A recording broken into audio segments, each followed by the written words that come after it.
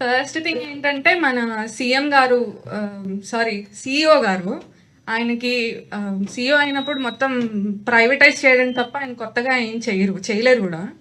So మనం ఆయన ఎన్నుకున్నాం కాబట్టి ఇది మన బాధ్యతగా మనం తీసుకోవాలి ఈ ఫైట్ని. సో ఇంకోటి ఏంటంటే ఇప్పుడు పవన్ కళ్యాణ్ గారికి వైరల్ ఫీవర్ వచ్చినా, ఇంకొకరికి ఇంకొక ఫీవర్ వచ్చినా, ఏదొచ్చినా కూడా వాళ్ళు హైదరాబాద్కి ప్రైవేట్ హాస్పిటల్కి పరిగెడతారు. ఇక్కడ మాత్రం ఒక ప్రజాప్రతినిధి అంటారు, జనాలు మాకు ఓట్లేసి గెలిపించారంటారు, కానీ జనాలు వెళ్ళే హాస్పిటల్స్కి మాత్రం వెళ్ళరు. సో మీరు అక్కడికి వెళ్తే మీరు పెట్టుకోగలరు, మీరు వెళ్తారు. మామూలు సామాన్య ప్రజలు, మాలాంటి సామాన్య ప్రజలు మేము ఎక్కడికి వెళ్ళాలి, అదొకటి. ఇంకొకటి ఏంటంటే చాలామంది middle class, lower middle class పిల్లలకి డాక్టర్ అయ్యి సేవ చేయాలి అనే ఆలోచన ఉన్న పిల్లలు చాలామంది ఉంటారు. డబ్బులు సంపాదించాలనే పిల్లలు ఉంటారు, సేవ చేయాలి అనే పిల్లలు కూడా ఉంటారు. ఎంపతి అండి, ఎంపతి అనేది డాక్టర్లో ఉంటుంది కాబట్టి వాడు డాక్టర్ అవుదాం అనుకుంటాడు. సో ఈ వాళ్ళ ఆశయాల్ని కూడా చంపేయడానికే ప్రయత్నిస్తుంది ఈ ప్రభుత్వం. ఇది కరెక్ట్ కాదు. నెక్స్ట్ థింగ్,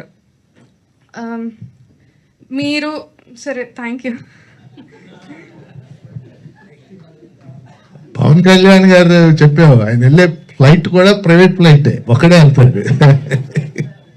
నేను యాక్చువల్గా దీనికి సంబంధించినటువంటి privatization of the medical college సంబంధించి ఒక పని ఏంటంటే, రైట్ టు యాక్ట్ కింద కేపీఎంజీ ఏం రిపోర్ట్ ఇచ్చింది, ఆ రిపోర్ట్ ఆధారంగా ఈ స్టేట్ ఒక కమిటీ ఏర్పాటు చేసింది.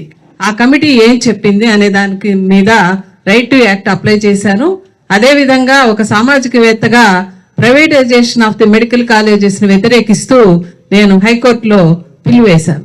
ఇది మీ అందరికీ చెప్పాలని చెప్పేసి ఈ అవకాశం నేను తీసుకున్నాను. Thank you very much. దీని ఆదర్శంగా అంటే నేను వేయాలనుకున్నాను, వేశాను. ఇంకా ఎంతమంది వేస్తే అంత మంచిది.